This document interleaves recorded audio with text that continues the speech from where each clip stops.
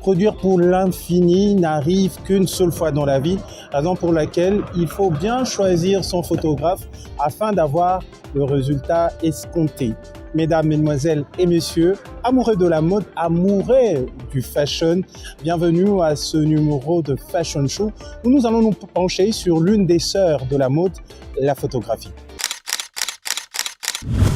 Pour apprendre suffisamment sur la photographie en République démocratique du Congo, nous sommes à Kinshasa où d'ailleurs nous tournons ce numéro de Fashion Show. Nous sommes allés dans un grand studio installé ici dans la capitale congolaise, le studio 121.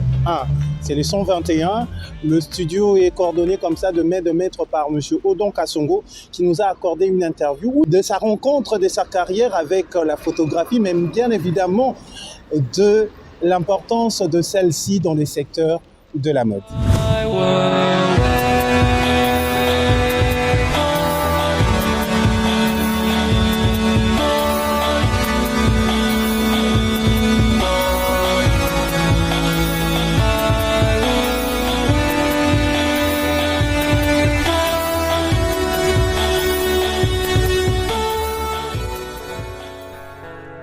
Ma rencontre avec la photographie, il faut dire que j'avais quand même déjà un penchant vers la photo, mais ce qui m'a poussé vraiment à entrer dans le monde de la photographie, c'est après mes études, j'ai un oncle qui avait un labo photo et qui m'avait engagé dans son entreprise comme ingénieur qui devait s'occuper de la maintenance des machines photographiques.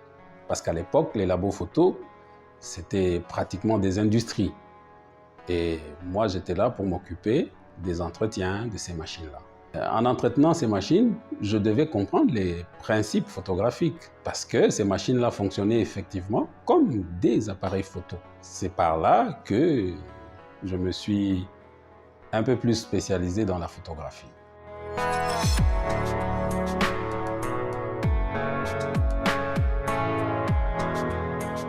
La photographie, pour moi, c'est la technique de créer une image par l'effet de la lumière. Cette même technique qui est utilisée avec les appareils photo, c'est la même technique qui est utilisée avec les appareils d'impression sur papier. On crée une image avec soit la lumière ambiante, soit la lumière, une lumière extérieure qu'on apporte pour avoir cette image.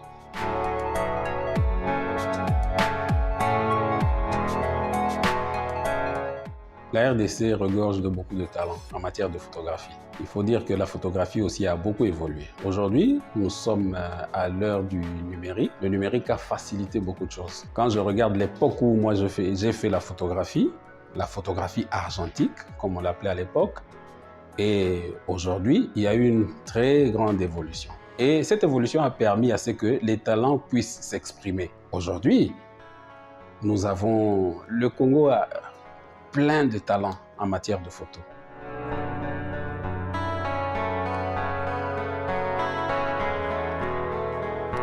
Il n'y a pas une photographie ordinaire et la photographie est plurielle. Ça dépend de la spécialisation que vous voulez, du chemin que vous voulez emprunter. Vous dites par exemple, moi je voudrais faire la photographie d'art. Vous créez les images d'une manière esthétique pour que vous puissiez présenter ça comme une photographie d'art. Si vous voulez par exemple vendre les vêtements, vous allez faire la photographie en prenant les mannequins comme modèle et présenter cette photographie-là pour que les gens puissent acheter vos vêtements. Si vous voulez faire par exemple la photographie culinaire, vous allez faire les photos des mets. Par exemple, les photos que vous avez vues dans le studio ici, il y a quelques photos où on présente les mets. Donc, vous allez faire une photographie par rapport à ça. Et ça s'appellera photographie culinaire. Donc la photographie est plurielle. Et particulièrement pour les mannequins, c'est une photographie où on veut présenter des vêtements pour que ça attire l'attention et que les gens puissent acheter. Pour corroborer la théorie à la pratique, le studio 121 a réalisé une séance photo avec les mannequins de l'agence Eclipse. Les mannequins de l'agence Eclipse que vous avez l'habitude de retrouver lors de shows de l'émission Fashion Show. Vous nous permettez cette tautologie. Et moi également, j'ai profité de l'occasion pour y manquer. J'ai au niveau de mes yeux cette paire de lunettes comme ça de Papa Wemba au offerte par un de ses proches. J'en ai profité pour immortaliser car le moment était tout simplement magique. On va suivre avec attention cette séance photo.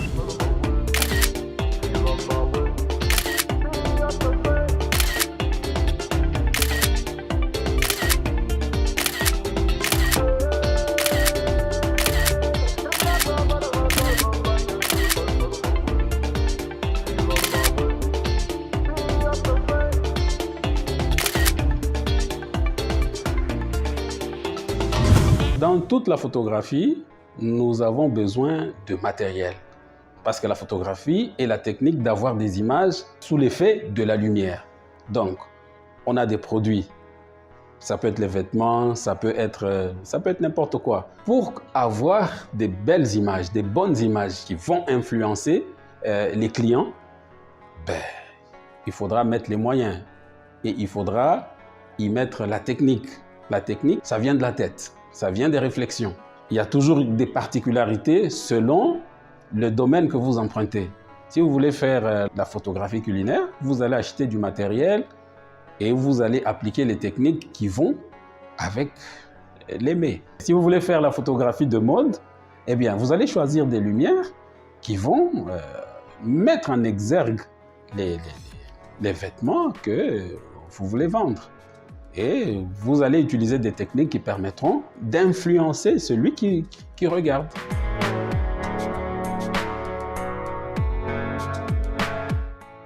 Généralement, avec les top modèles, nous utilisons les bols beauté. Les bols beauté qui nous permettent d'avoir suffisamment de lumière pour avoir les détails. Parce que celui qui voudrait acheter va regarder les détails sur les vêtements et sur la personne qui porte ces vêtements-là. Le clair-obscur, c'est une technique de photographie où quand on veut mettre en exergue quelque chose dans le même environnement, on a des parties qui sont très éclairées et dans le même environnement, il y a des parties de la composition qui sont moins éclairées. Et comme l'œil humain va directement vers ce qui brille, ce qui est clair, l'homme aura tendance à regarder là où il y a beaucoup plus de lumière. Ainsi, on a mis en exergue ce qu'on voudrait faire voir à l'autre. Bien que toute la composition se trouve dans le même environnement, mais on a mis beaucoup d'accent sur la partie lumineuse. Et le clair-obscur, c'est une composition où il y a une partie qui est très éclairée et une partie où il y a moins de lumière. L'Académie des Beaux-Arts, qui forme depuis, je pense, 4 ans ou 5 ans, qui forme des photographes professionnels. Et bon, c'est demander au gouvernement de continuer à mettre les moyens pour qu'ils puissent avoir une formation de qualité. Et puis de deux, les photographes sont des entrepreneurs. C'est des personnes qui travaillent en freelance, comme on dit en anglais. Les encourager en mettant à leur portée des crédits bancaires. Comme ça, en ce moment-là, ils peuvent avoir la possibilité d'avoir le matériel beaucoup plus facilement parce que le matériel photographique coûte énormément cher. Je vous donne un exemple. Je ne fais pas la publicité, mais c'est un exemple que je vous donne. Il y a un appareil qui vient de sortir il n'y a pas longtemps de marque Hasselblad de 100 mégapixels qui vous coûte, le boîtier seulement, vous coûte 45 à 50 000 $. Vous imaginez? Et si nous prenons par exemple ce que nous utilisons habituellement, les boîtiers Canon, les boîtiers Nikon, nous sommes autour de, les nouveaux boîtiers, nous sommes autour de 6 000 $ le boîtier seulement. Et si nous ajoutons les objectifs, donc un appareil photo peut vous coûter facilement 10 000, 12 000 $. Bon, vous voyez dans notre environnement comment rentabiliser avec ces prix-là. Les équipements coûtent énormément cher, mais il faudrait qu'il y ait un appui pour permettre à ce que les photographes puissent s'en sortir. Parce qu'il faut qu'ils vivent de ce métier.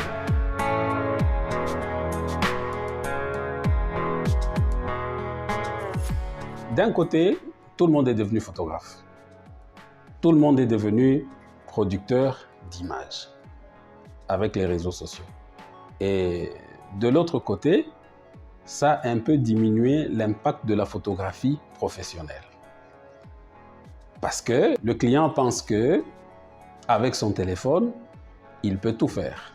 Mais il y a toujours une différence entre la photographie professionnelle et la photo amateur que tout un chacun se permet de faire. Les réseaux sociaux ont permis à ce qu'on puisse apprendre, parce que même le photographe professionnel a appris à travers les réseaux sociaux.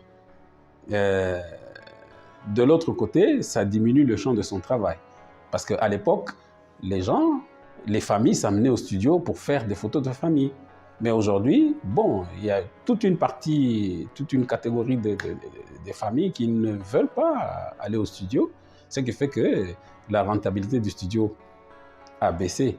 Je ne sais pas de quel côté il faut pencher, je ne sais pas très bien.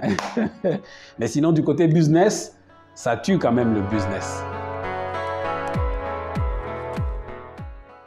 Les jeunes photographes, qu'est-ce que je peux leur demander? C'est d'abord, de se former. Parce que le talent ne suffit pas. J'ai dit tout au début que le Congo regorge des talents incroyables. Et moi, je prends toujours l'exemple on se ramène d'abord sur le plan du football. Il y a les plus connus, Ronaldo, Messi. Messi, c'est un talentueux naturel. Ronaldo, c'est un travailleur. Il a montré que on peut sortir du néant et devenir meilleur. Ça veut dire, il s'est mis au travail. Il s'est dit, il faut que je sois meilleur. Il s'est formé, il a appris, il s'est formé et il a mis en pratique ce qu'il a appris. Et il est devenu meilleur. Donc, même dans la photographie, on peut bien avoir le talent. Mais si on n'associe pas la formation, on n'associe pas le travail, on n'associe pas le sérieux, ben on ne sert à rien.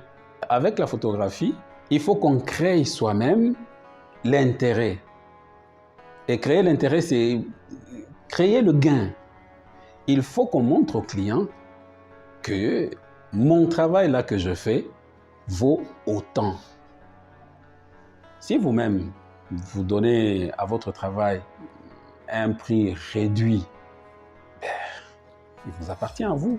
Si vous pensez que vous pouvez vivre avec ce prix réduit-là, c'est à vous-même. Mais sinon, donnez de la valeur à votre travail. C'est le conseil que je peux donner aux jeunes photographes. Donnez de la valeur à votre travail. Parce que si vous regardez le prix de l'équipement, il ne faut pas attendre que ce soit le grand frère ou je ne sais pas qui vit en Europe ou qui vit en Occident, dans ses avoirs, peut sortir des moyens, t'équiper. Non.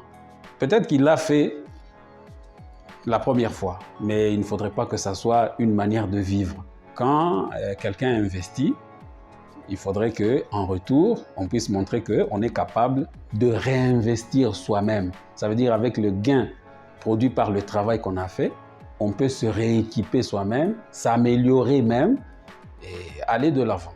Sinon, on est dans un cercle vicieux où on vous envoie un équipement qui a coûté très cher, vous faites un travail que vous sous-évaluez et quelque temps après, l'équipement ne sait plus rendre le même service et vous prenez le téléphone, vous rappelez encore la personne qui vous a envoyé, l'équipement pour lui demander de racheter encore. Non, faites en sorte que dès que vous avez l'équipement, que cet équipement puisse produire encore d'autres équipements et que vous puissiez évoluer. Voilà, et que vous puissiez bien vivre de votre travail.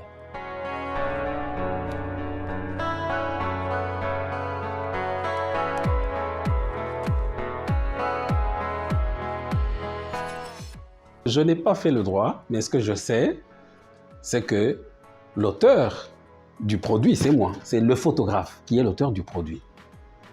Si la photo a été prise pour essayer de gagner de l'argent autour de cette image, le photographe doit bénéficier parce que c'est lui l'auteur de l'image. Même si la personne est c'est elle qui est représentée, mais l'auteur, c'est le photographe. Et le photographe doit gagner sur cette image-là. Mais si vous venez au studio, on vous prend une photo et vous avez payé, c'est fini. C'est comme si je vous cède les droits parce que vous m'avez payé. À ce moment-là, vous pouvez exploiter. Mais si vous ne m'avez pas dit que cette photo-là, ce sera exploitée d'une manière publicitaire, non, je suis en droit de réclamer. Je suis en droit de réclamer. Je laisse cette matière-là aux juristes, mais ma connaissance est celle-là.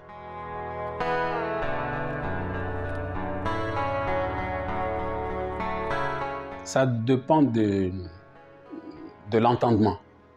Ça veut dire, il y a des personnes ou des marques qui viennent et qui exigent certains types de photos. Qui disent, voilà, moi, pour ma marque, je voudrais des photos de tel type, de tel type, de tel type. Là, vous êtes obligé de vous plier et vous le faites et vous payez par rapport à ça. Mais il y a d'autres photos où vous proposez. Vous proposez à celui à qui appartient la marque, vous lui dites, voilà, il serait mieux qu'on vous fasse des photographies de tel type pour que ça puisse attirer l'attention de vos clients. Donc, ça dépend de ce que vous allez vous dire entre le photographe et celui qui veut présenter sa marque.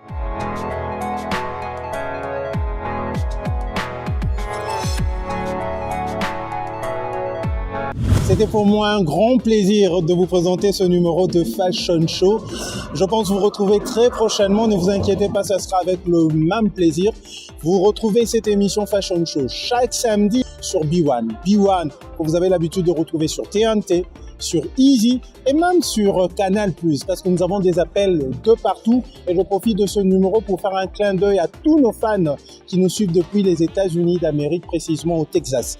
Alors, je vous retrouverai très prochainement pour un autre numéro de Fashion Show.